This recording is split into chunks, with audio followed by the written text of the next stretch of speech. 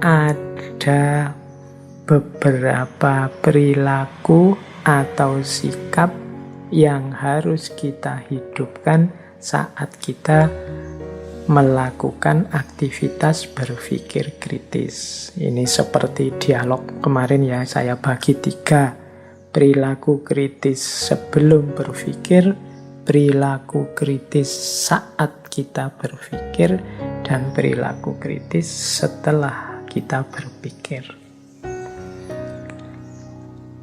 Oke, ambil nafas sebentar. Boleh minum kalau yang sudah menyiapkan minum. Nah, sebelum berpikir, ini semoga kita bisa menghidupkan perilaku-perilaku yang positif ini.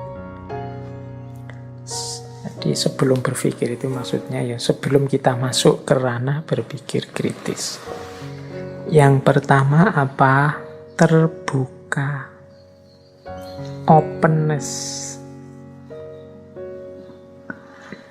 Terbuka itu berarti kita mau menerima masukan, menerima data dari mana saja.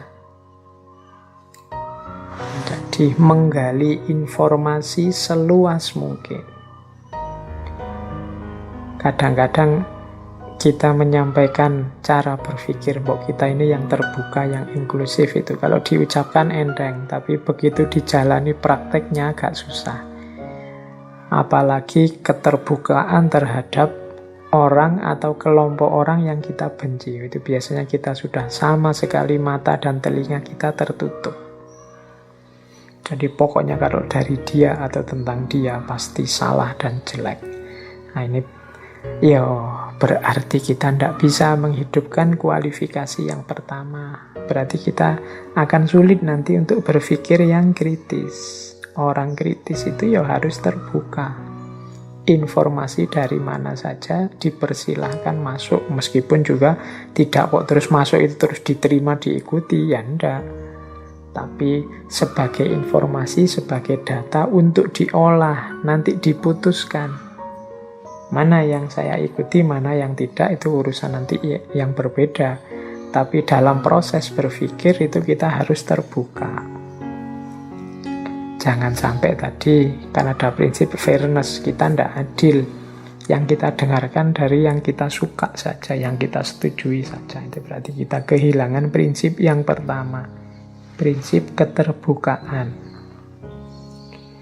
Kemudian yang kedua, jujur. Nah, jujur ini yang benar, ya disampaikan sebagai benar, yang salah dipahami dan disampaikan sebagai salah. Nah ini namanya jujur. Ya kelihatannya sepele juga, tapi penerapannya ternyata juga tidak sederhana. Apalagi hidup kita ini kan banyak disetir oleh suka dan tidak suka, seperti yang saya jelaskan tadi. Tentang yang tidak kita sukai, ya biasanya kita ini tidak adil. Kalau sudah tidak adil, ya berarti tidak jujur. Kalau ada yang jelek-jelek dari kelompok kita, kita sembunyikan. Atau kita tafsir ulang, atau kita jelaskan versi kita biar maunya salah, tidak jadi salah. Ini namanya sudah tidak jujur, tidak objektif. Berpikir kritis harus jujur. Kalau tidak punya kualifikasi jujur, ya nanti hasilnya pasti tidak memuaskan. Yang ketiga, ingin tahu. Jadi ini gandengannya terbuka tadi ya. Diri kita terbuka. Kalau terbuka itu kan kesannya pasif, dari mana-mana masuk. Tapi juga ada unsur aktifnya, yaitu ingin tahu. Tidak menerima begitu saja apa-apa yang masuk. Nah, itu ingin tahu namanya. Di antara mentalitasnya ilmuwan itu ingin tahu. Di ilmuwan itu kan orang yang banyak ilmu atau orang yang cinta ilmu.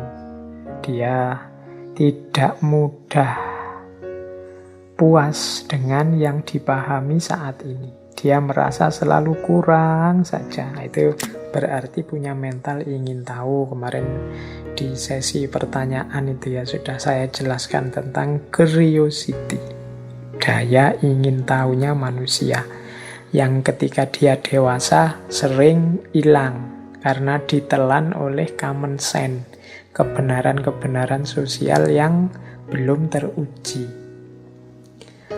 Yang keempat, perilaku kritis sebelum berpikir adalah skeptis. Ya skeptis ini kalau diterjemahkan letterlek ya ragu-ragu.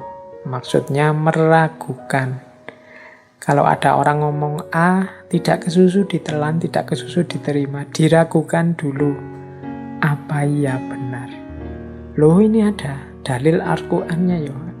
Iya sih saya tahu ada ayatnya, tapi apa pemahaman ayat itu harus begitu? Harus seperti itu. Tidak adakah pemahaman yang berbeda? Nah, itu namanya skeptis. Jadi saya percaya sih Al-Quran itu pasti baik, pasti benar. Tapi engkau kan manusia. Kadang-kadang juga ada khilafnya, ada kelirunya. Makanya tidak kesusu saya terima, saya uji dulu. Nah ini namanya perilaku skeptis. Yo memang rasanya menjengkelkan kalau ada orang skeptis itu. Kita ngomong apa dia tidak percaya, kita menyampaikan apa dia ingin menguji kebenarannya dulu. Tapi kalau tidak ada sikap skeptis, nanti kita bisa mudah tertipu, mudah tertelan berita-berita palsu. Mengapa hari ini merajalela banyak terjadi hoax, berita palsu, yang padahal bohong tapi kok viral? Ya karena jangan-jangan kita sudah kehilangan perilaku skeptik. Jadi perilaku yang tidak mudah percaya begitu saja tentang sesuatu. Oke, jadi perilaku kritis yang keempat, skeptik. Perilaku kritis yang kelima itu optimis. Jadi optimis itu ya saya sekarang belum tahu, tapi saya akan berusaha. Pada saatnya saya akan ketemu kebenaran, itu optimis. Ya saya masih skeptis ini, masih ragu-ragu dengan kebenarannya. Akan saya kejar. Pasti ketemu apakah ini berita benar apa berita palsu. Ini berarti sikap optimis. Percaya diri. Yakin bahwa aku mampu dengan usaha yang maksimal untuk menemukan kebenaran. Nah, ini sikap optimis, jangan pesimis. Kalau pesimis itu biasanya tidak percaya diri. Wah, apalah saya ini Pak, mungkin saya ya tidak mampu. Pingin sih Pak sebenarnya saya itu tidak termakan hoax, saya tidak ikut-ikutan viral-viralan, tapi ya gimana lagi lah Pak, situasinya hari ini seperti ini. Itu mental pesimis namanya. Percayalah kalian pasti bisa kalau mau. Kalian pasti mampu kalau memang niat. Jadi optimislah untuk bisa menemukan kebenaran. Ya kalau tidak optimis kamu pastinya malas untuk berpikir kritis. Jadi tetaplah optimis. Kemudian selain optimis adalah berani. Jadi berani ini kalau di situ saya tulis diutamakan berani kalau memang salah. Yang kalau pakai peribahasa sih berani karena benar, takut karena salah. Cuma yang dimaksud di sini berani untuk menanggung resiko salah. Biasanya orang itu kalau tidak berani salah itu kan tidak berani ngapa-ngapain. Mau sih Pak ke sana tapi nanti kalau keliru gimana? Pingin sih Pak nulis tapi nanti kalau diketawain orang gimana? Akhirnya tidak jadi nulis. Ini bukan karakter pemberani. Pemikir kritis itu berani. Jadi tidak sekedar pasrah saja mengikuti pikiran orang lain, dia juga berani untuk melakukan analisis, melakukan evaluasi, membangun gagasannya sendiri. Nah nanti kalau salah gimana? Ya kalau salah diluruskan. Pasti banyak orang yang bersedia meluruskan. Jangan minder. Kadang-kadang kita itu sebenarnya tahu, tapi tidak mau tampil karena tidak percaya diri. karena pesimis dan tidak berani.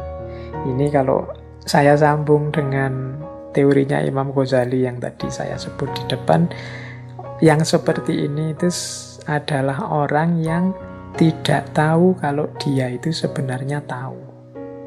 Jadi orang ini tidak sadar, kamu itu sudah pinter, kamu itu sudah mampu, kamu itu sudah ngerti. Tapi karena engkau tidak percaya diri, karena engkau pesimis, akhirnya engkau tidak berani melakukan hal-hal yang positif, yang konstruktif, yang manfaat untuk umat dan masyarakat sekelilingmu. Beranilah. Kalau versinya Imam Ghazali, menghadapi orang semacam ini itu seperti orang tidur. Orang tidur berarti apa? Bangunkanlah, sadarkanlah dia bahwa dia mampu. Sampean itu hebat kok. Ilmumu sudah tinggi, wong sudah ikut ngaji filsafat berapa ratus sesi. Kalian sudah mampu. Tinggal beranilah dan optimislah. Nah, ini perilaku berpikir yang tergolong kritis. Dan yang terakhir, kalau ini pastinya ya, sabar dan tangguh. Berarti tekun, telaten. Ya memang kadang dalam proses berpikir yang kritis itu ada jatuh bangunnya. Jadi ada kalanya kita berhasil menemukan kebenaran, ada kalanya tidak ketemu-ketemu sampai kita capek, sampai dipending, sampai wah. Tapi kita tetap harus sabar dan tangguh. Sebagaimana saya sebut tadi, kebenaran ini fitrah. Fitrah kita adalah hidup dalam kebenaran. Kita tidak akan betah hidup dalam kesalahan. Maka kita harus sabar dan tekun mengejar kebenaran. Oke, jadi itu perilaku-perilaku kritis yang harus kita hidupkan sebelum berpikir. Selanjutnya, kalau ini perilaku kritis saat berpikir. Nah, ini kalau prasyarat di depan sudah terpenuhi, teman-teman sudah punya kualitas terbuka, jujur, ingin tahu, skeptis, optimis, pemberani, dan sabar serta tangguh, maka sekarang saatnya menjalani berpikir kritis dengan segala standar dan elemen tadi yang dijelaskan. Sikap mental apa yang harus kita miliki di sini? Di catatan saya, saat kita berpikir, perhatikan beberapa karakter yang harus kita miliki. Yang pertama apa? Spekulatif. Nah, ini saya tidak tahu ya, istilah spekulatif ini kesannya kadang-kadang negatif. Seolah-olah spekulatif itu orang yang hanya coba-coba, tidak serius. Ya, padahal yang dimaksud di situ spekulatif itu mungkin dekat dengan yang namanya daya pertimbangan, yaitu kemampuan menampilkan alternatif-alternatif jawaban yang mungkin untuk menyelesaikan masalah. Itu namanya spekulasi. Jadi kalau ada masalah A, oh ini mungkin jawabannya B. Mungkin juga jawabannya C. Jadi kemungkinan jawabannya ini ada 3, Pak, 4. Kalau jawaban A, kelebihannya ini, kekurangannya ini. Kalau jawabannya B, kelebihannya itu, kekurangannya itu. Nah, ini namanya kemampuan spekulatif. Kalau menurut filosof yang namanya Gadamer, ini lebih ke kemampuan pertimbangan. Jadi menampilkan alternatif-alternatif jawaban yang mungkin. Kalau orang Jawa biasanya pakai istilah nalare dawa. Orang yang kemampuan spekulasi, kemampuan pertimbangannya rendah disebut nalare cupet. Jadi nalare cupet itu kemampuan spekulasinya pendek. Kalau ada masalah dia tidak bisa menampilkan banyak alternatif jawaban. Atau tidak berani, atau tidak mampu. Begitu diputus oleh pacarnya, nah itu kalau orang daya pertimbangannya luas, dia bisa menampilkan banyak alternatif solusi. Ini sekarang saya diputus oleh pacarku, solusinya bisa cari pacar lagi, atau bisa juga merayu dia lagi, atau bisa juga ditunggu saja nanti dia mesti balik-balik sendiri, atau bisa juga apalah, banyak solusinya. Nah, ini berarti kemampuan pertimbangannya canggih. Ada yang orang tidak mampu spekulasi, kemampuan pertimbangannya rendah. Begitu diputus pacarnya, wah, tidak tahu lagi apa yang harus dilakukan. Akhirnya dunianya gelap, pesimis, putus asa, tidak mau ngapa-ngapain lagi, sudah hancur semuanya. Nah, ini kemampuan pertimbangannya kurang canggih. Itu kalau urusan pacaran. Urusan dagang juga begitu. Ini pandemi ini sepi sekali daganganku. Ini yang bisa saya lakukan apa menghadapi situasi seperti ini. Nah, itu yang daya pertimbangannya rendah, mesti isinya ya mengeluh dan putus asa. Situasinya begini, hancur sudah aku, rusak sudah hidupku, dan seterusnya. Tapi yang kemampuan pertimbangannya tinggi, dia bisa menampilkan banyak alternatif jawaban. Enaknya bagaimana? Mungkin melakukan ini. Tapi kalau melakukan ini, nanti resikonya ini. Atau mungkin ini saja. Nah, tapi kalau ini ada juga masih resikonya. Atau yang itu. Yang itu bagus sih, tapi berat. Nah, ini namanya kemampuan spekulasi. Nah, orang yang kritis harus canggih dan mau berspekulasi. Orang yang tidak mau menampilkan kemampuan pertimbangan atau spekulasi biasanya orang yang perspektifnya tunggal. Ngertinya kebenaran itu hanya ini dan tidak ada yang lain. Ya jatuhnya nanti jadinya tidak kritis. Kemudian yang kedua, perilaku kritis lagi adalah kesediaan untuk dituntun oleh pengalaman dan rasio. Maksudnya begini, orang yang berpikir kritis itu juga harus objektif terhadap pengalaman, terhadap rasio. Kesediaan dituntun itu ya kalau memang kenyataannya begitu ya diterima saja. Kalau memang menurut pikiran kita rasionalnya begitu ya diterima saja, meskipun mungkin tidak sesuai dengan harapan kita. Nah, ini namanya kritis. Jadi saya itu membayangkan kalau saya belajar sangat rajin semester ini itu IP-ku 4 misalnya. Tapi kenyataannya IP-nya malah di bawah 3 misalnya. Nah, itu ya kenyataan, diterima saja. Berarti kenyataan bunyinya begitu. Jadi kesediaan untuk dituntun itu ya kesediaan untuk menerima hasil observasi melalui pengalaman dan rasio. Jadi misalnya kita ke lapangan meneliti apa, bayangan kita, objek yang kita teliti itu seperti apa. Tapi begitu sampai di lapangan, lah kok begini isinya. Nah, tapi ya mau tidak mau harus kita terima, wong faktanya begitu. Itu namanya kesediaan untuk dituntun oleh pengalaman dan rasio. Banyak orang yang kemudian membantah pengalaman objektifnya.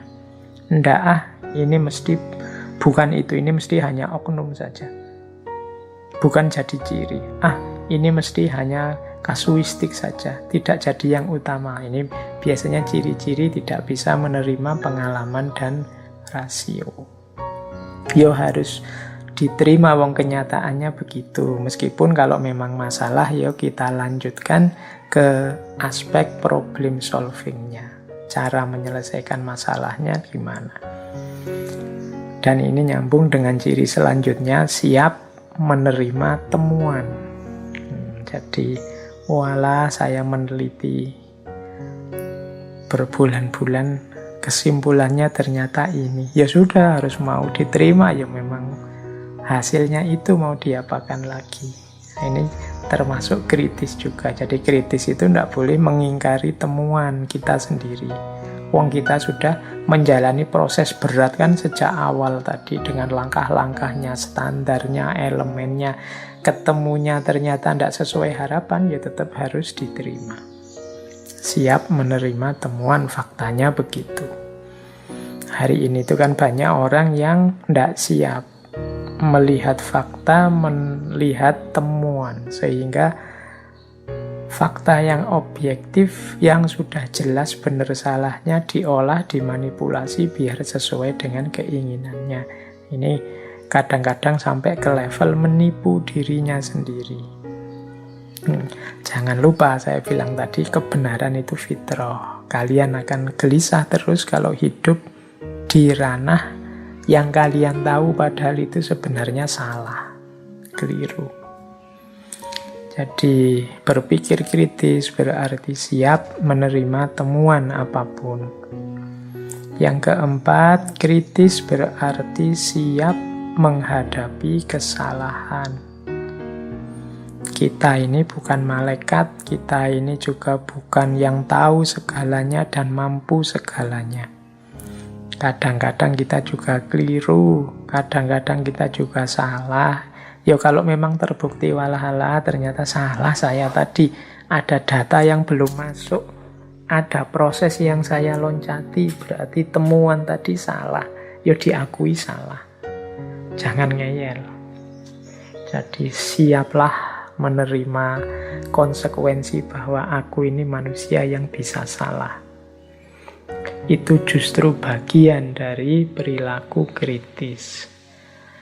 Dan yang terakhir, saat berpikir, jangan lupa kita harus siap bersedia untuk menangguhkan keputusan apabila memang belum ketemu jawabannya yang benar. Jadi kebenarannya masih belum ketemu ini. Saya sudah meneliti kemana-mana, saya sudah mencari data, cari argumen kemana-mana, ternyata juga belum ketemu.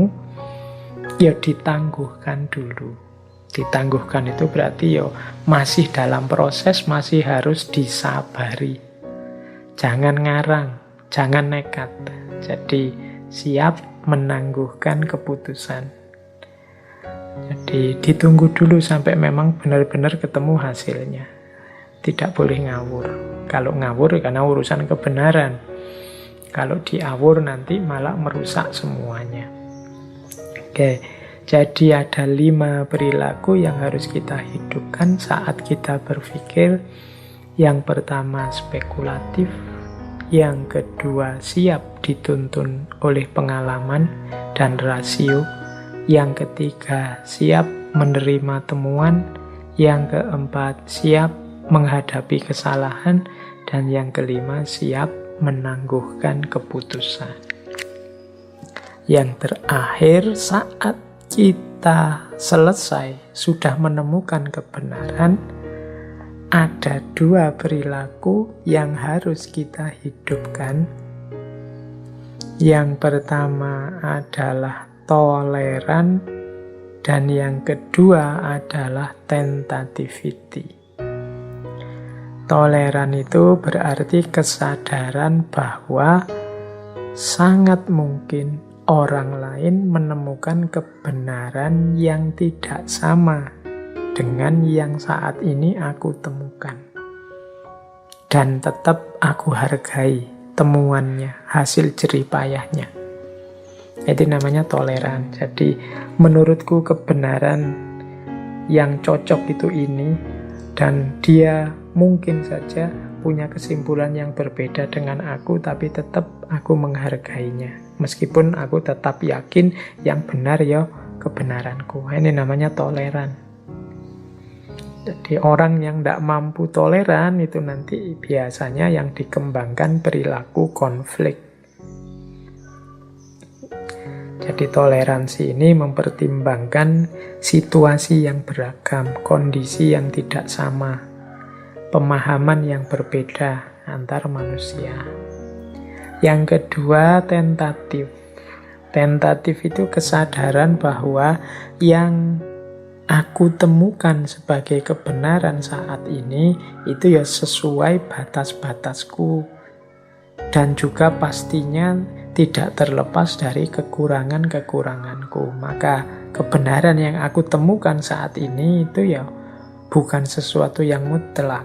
Saya yakini hari ini yang benar ini, tapi kalau besok ada fakta baru, data baru, argumen baru, dalil baru yang lebih kuat, ya saya ikut yang lebih benar dengan argumen yang lebih kuat. Nah, ini namanya tentativity. Jadi tidak memutlakkan pandangannya sendiri. Nanti ada tokoh kajian Islam kontemporer namanya Muhammad Arkun yang mengkritik gaya beragama manusia hari ini itu banyak yang kehilangan kesadaran tentatif. Sehingga akhirnya mereka menyembah pikirannya sendiri atau mensakralkan pikirannya sendiri. Kalau dalam bahasa Arab ini menggunakan istilah takdisul afkar, sakralisasi pemikiran. Karena dia tidak siap untuk berubah. Tidak menganggap bahwa pikirannya itu mungkin saja keliru. Dianggapnya pasti baik, pasti benar. Sehingga disakralkan meskipun ada bukti, data, pendukung argumen yang baru yang menunjukkan itu keliru, tidak diakui sebagai keliru. Baik, semoga teman-teman bisa menangkap dan menghidupkan perilaku sebelum berpikir, perilaku saat berpikir, dan perilaku setelah menemukan kebenaran setelah berpikir.